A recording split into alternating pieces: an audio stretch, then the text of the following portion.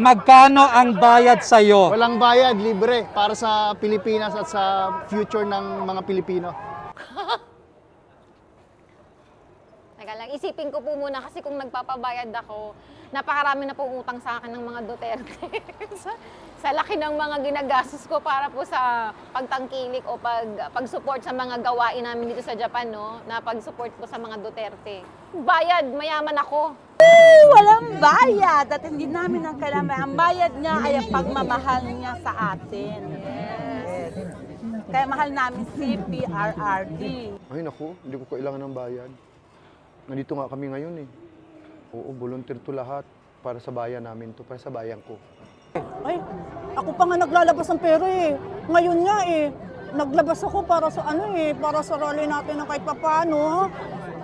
Pagkain, etc. etc. So wala talagang Wala binabayad sa talaga, inyo? no. Alam mo, lahat ng nagrarally kay Duterte, from the heart yon. From the heart yon, wala kahit 5. Voluntary talaga yung galing sa puso. Bakit? Dahil gusto natin ibalik uli, iluklok uli ang mga Duterte, no to present administration.